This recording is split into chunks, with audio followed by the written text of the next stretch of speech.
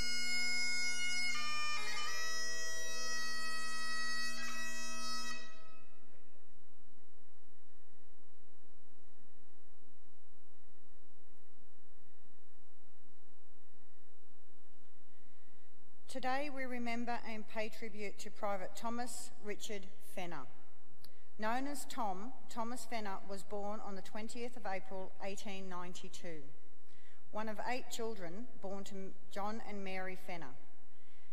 His father had been born Johannes Fenner in Hesse, Germany in 1841 and came to Australia when he was 18 years old. The family lived in Dunnock, Victoria for many years, where Tom, the youngest son, was born. After attending local school, Fenner studied to become a teacher himself, going on to work in Talbot, Tora and Clonbinane. While teaching in rural Victoria, Fenner became known as an athletic young man whose buoyant geniality and unfailing good humour made him a general favourite. On the outbreak of war in 1914, Tom Fenner was head teacher at the Glenbrae School near Warburg. At the end of January 1916, he left his position to enlist in the Australian Imperial Force.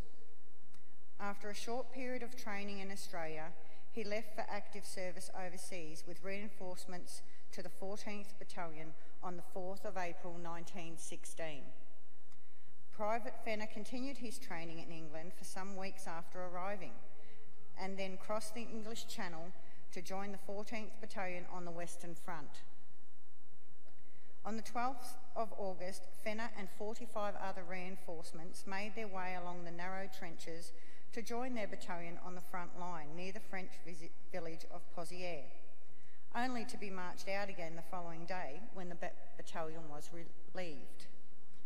2 weeks later, the men of the 14th Battalion again made their way along the Albert-Bapaume road, marching along trenches through the ruined village of Pozières to the front line near Mouquet Farm.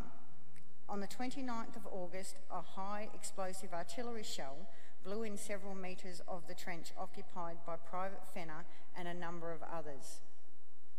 Fenner and another man, Private Nielsen, were almost completely buried. Despite frantic efforts to dig them out, they were both dead. One of the men who retrieved Fenner's body later reported, "I could not see any wounds on him. He appeared to have been smothered. He was 24 years old." There was no chance to evacuate Fenner's body from the battlefield, and he was hurriedly buried in a shell hole behind the rear wall of the trench. His battlefield grave was lost in subsequent fighting, and his body was never recovered. For many years, Thomas Fenner's family and friends published memorial notices in the Victorian newspapers on the anniversary of his death. In one published in 1918, his sister Venna and her family wrote, "As time goes by, we miss you more." Today, Thomas Fenner is commemorated on the Australian National Memorial at Villas Bretonel.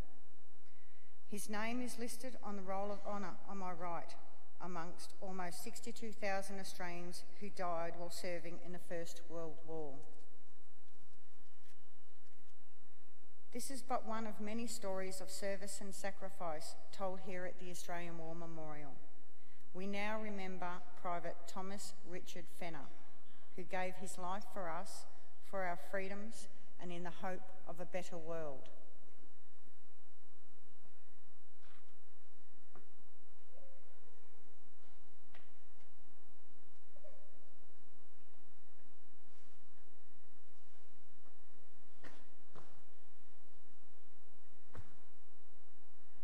They shall grow not old, as we that are left grow old. Age shall not weary them, nor the years condemn. At the going down of the sun, and in the morning, we will remember them. We will remember them.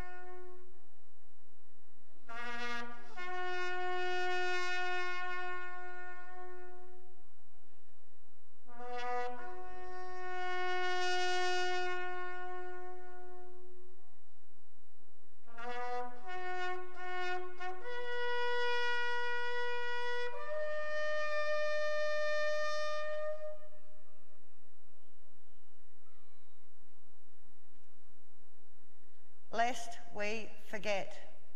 Lest we forget.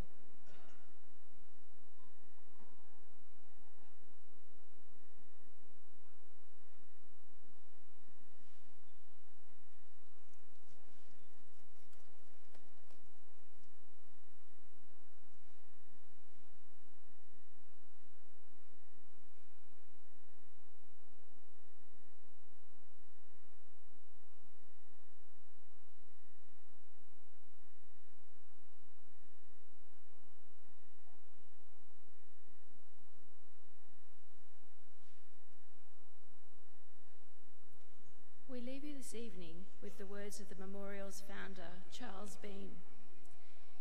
Many a man lying out there at Pozières or in the low scrub at Gallipoli, with his poor, tired senses barely working through the fever of his brain, has thought in his last moments, well, it's over. But in Australia, they will be proud of this. Ladies and gentlemen, girls and boys, that concludes the last post ceremony. We thank you for visiting the Australian War Memorial and wish you all a very good evening.